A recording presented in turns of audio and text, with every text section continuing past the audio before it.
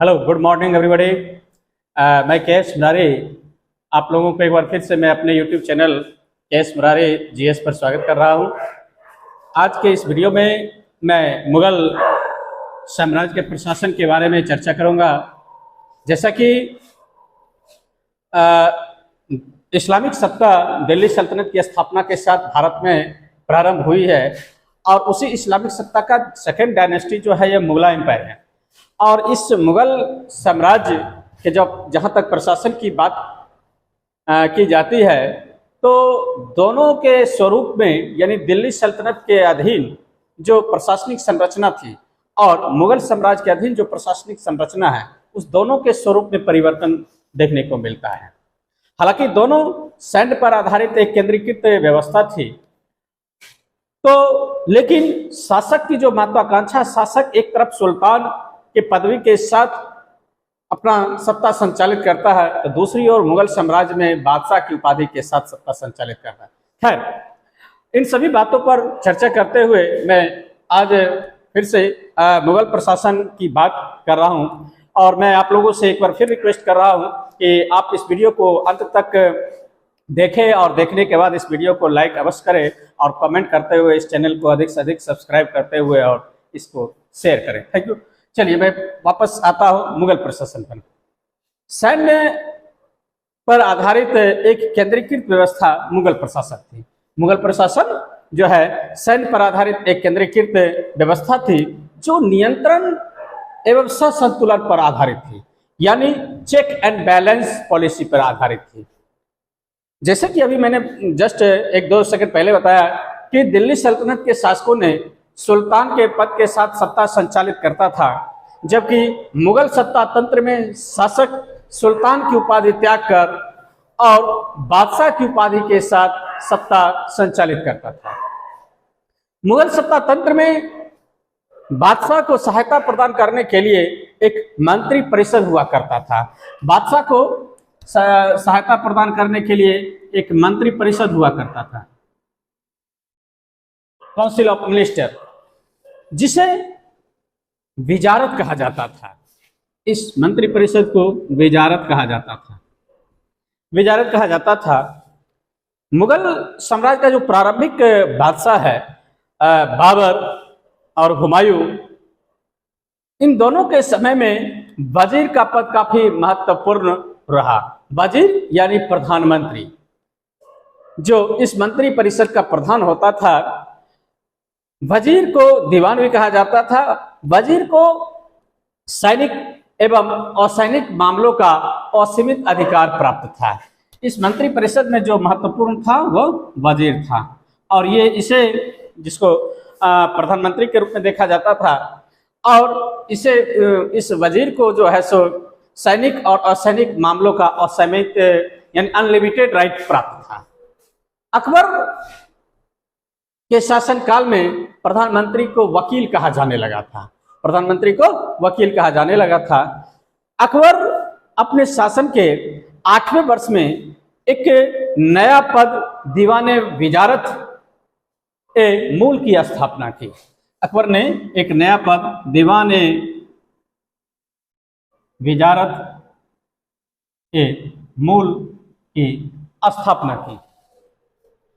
अकबर ने वकील के एकाधिकार को सीमित करते हुए और 4 महत्वपूर्ण पदों का सृजन किया, जो पहले से भी था लेकिन उसके स्वरूप में थोड़ा सा परिवर्तन करते हुए जितने भी मंत्रिपरिषद थे उसको 4 महत्वपूर्ण भागों में बांटते हुए गया। नंबर 1 मीर बख्शी हुआ करता था मंत्रिपरिषद में। मीर बख्शी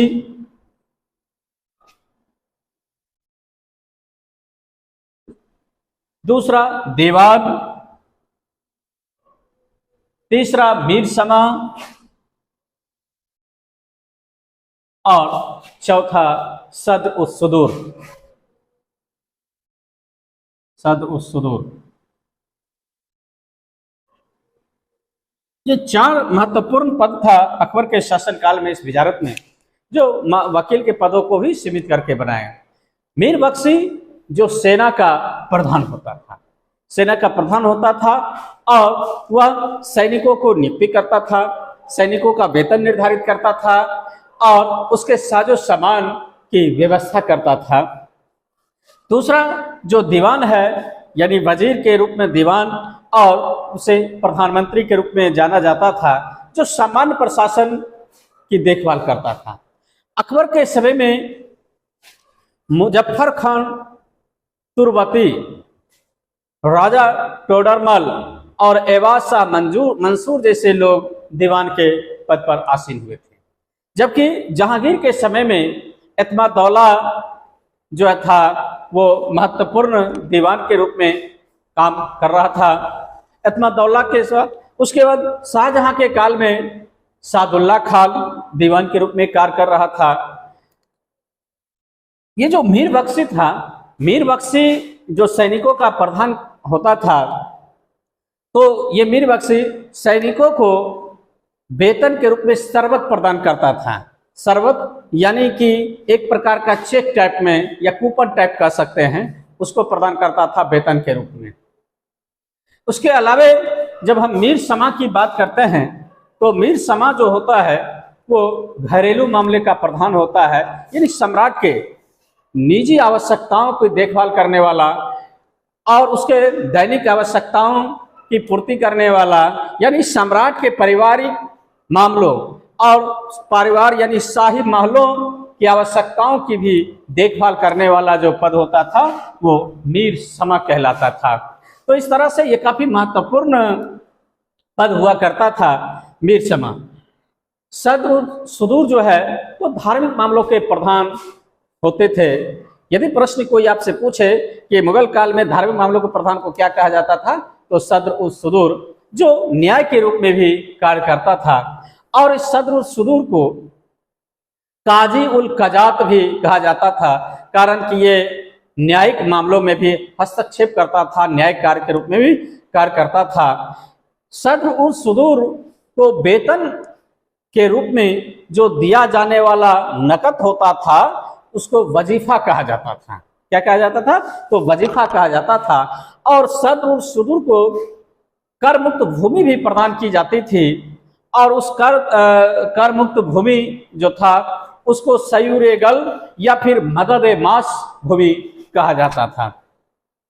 मुगल काल में जो प्रथम सद्र उल सुदूर जो था, यानी मुगल काल में पहला धार्मिक मामलों का प्रधान यानी पहला काजी उल कजात जो था वह शेख गर्दई था। शेख गर्दई को बैरम खान ने अपने संरक्षण काल में ही नियुक्त किया था। लोगों के आचरण को देखभाल करने के लिए औरंगजेब ने एक नया पद का सृजन किया था, और उस नए पद को मुहत्सिब कहा जाता था, जो लोगों के आचरण की देखभाल करता था। इसके अलावा मुगल एक केंद्रीकृत सत्ता थी, लेकिन केंद्रीकृत सत्ता के समानांतर नीचे एक प्रांतों में भी शासन हुआ करता था।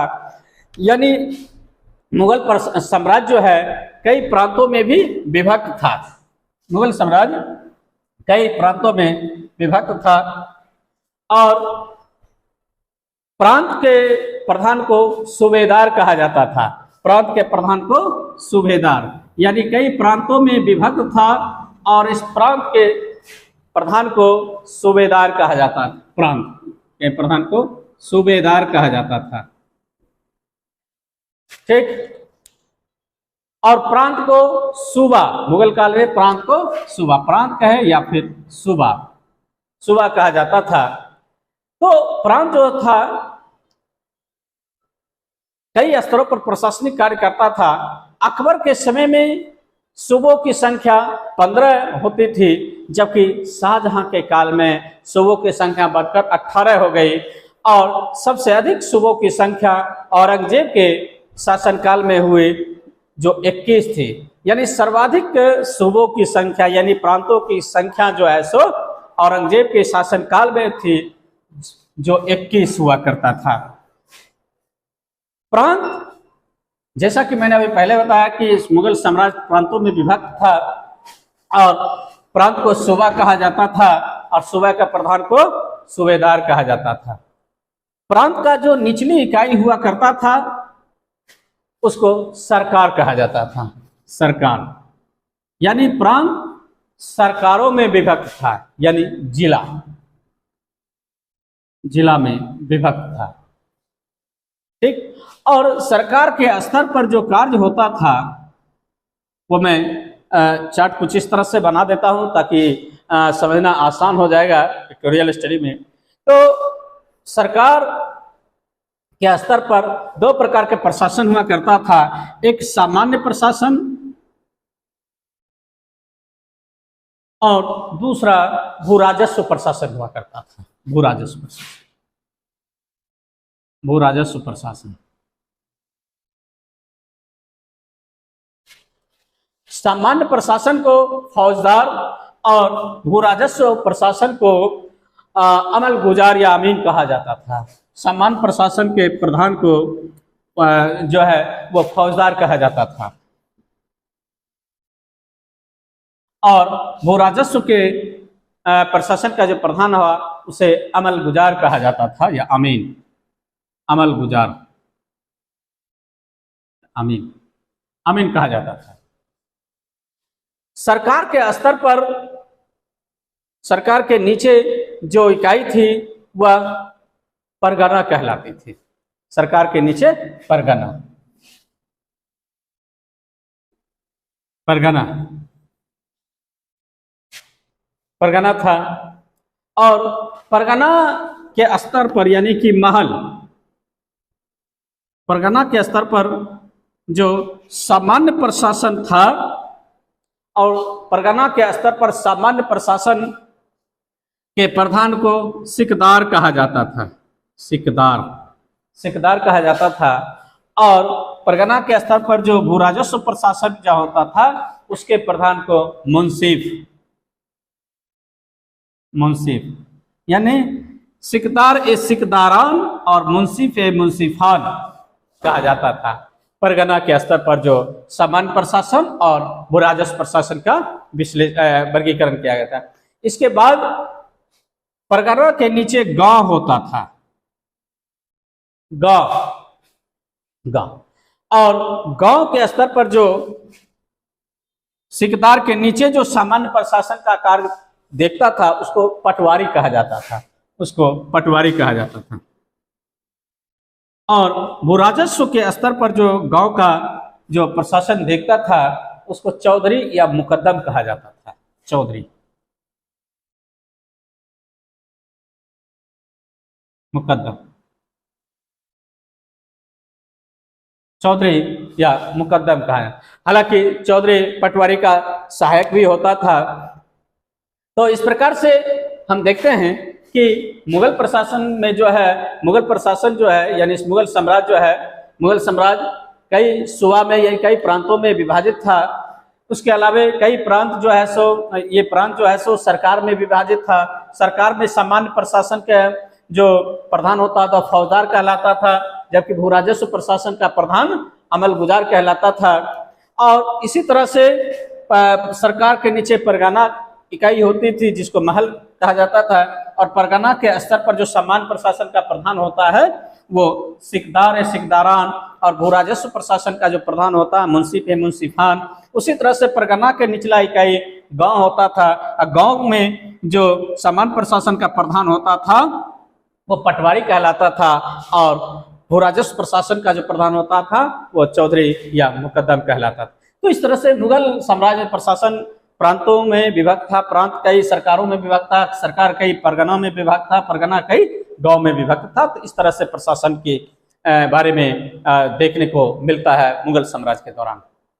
भू राजस्व के संबंध में कुछ अन्य अधिकारी भी हुआ करता था, जैसे फौजदार, फौजदार यानी खजांची को, यानी ट्रेजरर जो कोषाध्यक्ष होता था उसको फौजदार कहा जाता था।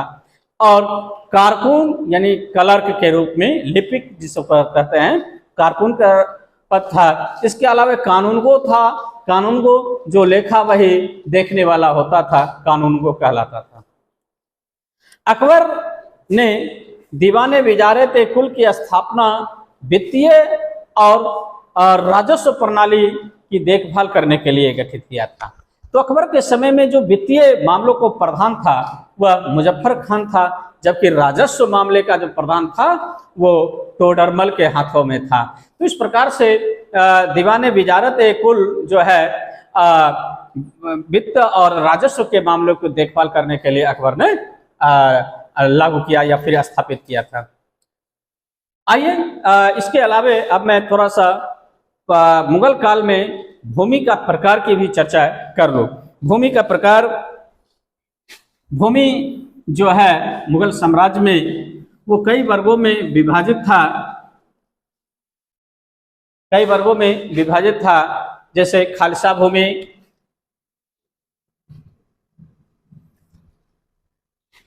खालसा भूमि,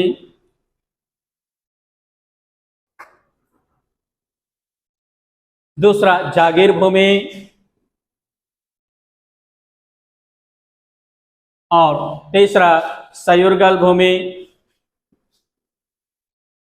सयुरगल भूमि। खालसा भूमि ये राजकीय भूमि होती थी, ऑफिशियल। जागीर भूमि ये मनसबदारों को जो भूमि वेतन के बदले में प्रदान की जाती थी उसे जागीर भूमि कहा जाता था। और सयुरगल भूमि जो सुदूर को जो दी जाने वाली कर्मयुक्त भूमि है वह वो सयुरगल भूमि कहलाता है। यानी जो धार्मिक मामलों को जो प्रधान होते थे उसको, या फिर यूं कहें शिक्षित धार्मिक मामलों के अधिकारी को जो है सो जो भूमि प्रदान किया जाता था वह सयुरगल भूमि कहलाता है। तो इस प्रकार से मुगल काल में जो है भूमि के 3 रूप देखने को मिलता है, एक खालसा भूमि, दूसरा जागीर भूमि और तीसरा सयुरगल भूमि के रूप में हम लोग देखते हैं। गुजरात विजय के बाद अकबर ने 1573 ईस्वी में बंगाल, बिहार और गुजरात को छोड़कर समस्त भारत में एक नया पद को सृजित किया जिसको किरोरी कहा जाता था। यानी किरोरी नामक एक अधिकारी को नियुक्त किया और वो किरोरी जो होता था वो 1 करोड़ राजस्व इकट्ठा करने का लक्ष्य को प्राप्त करता था। यानी 1 करोड़ रुपया इकट्ठा करने का लक्ष्य दिया जाता था, वैसे अधिकारी को किरोरी कहा गया था। एक नया पद को अकबर ने अपने गुजरात विजय अभियान के बाद लागू किया था। अकबर अपने शासन के 24वें वर्ष में आईन-ए-दहसाला नामक नई कर प्रणाली को प्रारंभ किया। आईन-ए-दहसाला, आईन-ए-दहसाला का प्रारूप उस समय का राजस्व विशेषज्ञ राजा टोडरमल ने किया था। इस तरह से उस आईन-ए-दहसाला के आधार पर ही मुगल काल में लगान के अस्थायी स्वरूप को प्रदान किया गया और उसमें बताया गया प्रत्येक 10 वर्षों के उत्पादन के दौरान या उत्पादन के आधार पर मुगल काल में भूमि का वर्गीकरण किया जाता था। आईन-ए-दहसाला में प्रत्येक 10 वर्ष के उत्पादन के आधार पर भूमि का वर्गीकरण किया गया और उस तरह से जब भूमि का वर्गीकरण किया गया तो भूमि का जो वर्गीकरण 4 भागों में किया गया। एक भूमि था पोलज, दूसरी भूमि थी चाचर, तीसरी भूमि थी परती और चौथी भूमि थी बंजर भूमि। पोलज भूमि, चाचर भूमि, परती भूमि और बंजर भूमि ये 4 प्रकार की भूमि का वर्गीकरण किया गया आईन-ए-दहसाला के आधार पर। पोलज भूमि होता है प्रत्येक वर्ष उत्पादन होने वाला भूमि, यानी वैसी भूमि जहां प्रत्येक वर्ष उत्पादन होता है, कृषि होती है, वो पोलज हो गया। चाचर होता है 3-4 वर्षों के अंतराल पर उत्पादित होने वाले जो भूमि है वह चाचर भूमि कहलाती है। परती भूमि होता है कि 1-2 वर्षों के अंतराल पर उत्पादित करने वाली भूमि, और बंजर भूमि यानी वैसी भूमि जिस पर उत्पादन नहीं किया जा सकता है उसी भूमि को बंजर कहा जाता है। शाहजहां ने अकाल से निपटने के लिए सिंचाई सुविधा प्रदान किया था। इस संदर्भ में शाहजहां ने 98 मील तक नहरें खुदवाई जो रावी नदी को काटकर लाहौर तक जो है सो सिंचाई करवाई और सिंचाई सुविधा वहां प्रारंभ किया। तो इस तरह से सिंचाई व्यवस्था के भी सुविधा मुगल काल में देखने को मिलता है। इसके अलावे कुछ किसानों का वर्गीकरण था, जिस भूमि को अलग अलग किसान अपने अलग अलग स्वरूप में खेती करता था। तो मुगल कालीन जो कृषक हुआ करता था वो एक खुदकास्ट था, दूसरा पाहीकास्ट और तीसरा मुजरिया। खुदकास्ट भूमि वैसे खेतीहर होते थे जो उसी गांव की भूमि पर रहकर अस्थायी रूप से खेती करता था, जिसके वे निवासी होते थे। और पाहीकास्ट भूमि वैसे खेतीहर जो दूसरे गांव के अस्थायी रूप से जाकर बटाईदार के रूप में खेती करता था, उसको पाहीकास्ट कहा जाता था। और मुजरिया यानी वैसे कृषक होते थे जिसके पास कृषि योग्य भूमि नहीं होता था, परिणाम स्वरूप खुदकास्ट की भूमि यानी बटाई पर लेकर उस पर खेती करता था। इस तरह से कृषि कार्य मुगल काल में देखने को मिलता है। खुदरा व्यापारी को मुगल काल में वणिक कहा जाता था, जबकि थोक व्यापारियों को बोहरा या फिर सेठ कहा जाता था। तो इस तरह से मुगल प्रशासन की संरचना हम लोग देख लिए हैं, और इस मुगल प्रशासन की संरचना दिल्ली सल्तनत की प्रशासनिक संरचना के स्वरूप से थोड़ा सा अंतर था। तो आज का यह वीडियो आप लोगों को अच्छा लगा होगा, क्योंकि मैंने डायग्रामेटिक ढंग से प्रशासन की संरचना को दिखाने का प्रयास किया हूं। आशा है आप लोगों को अच्छा लगा होगा, और अच्छा लगने के बाद इसको एक बार लाइक करते हुए कमेंट अवश्य करके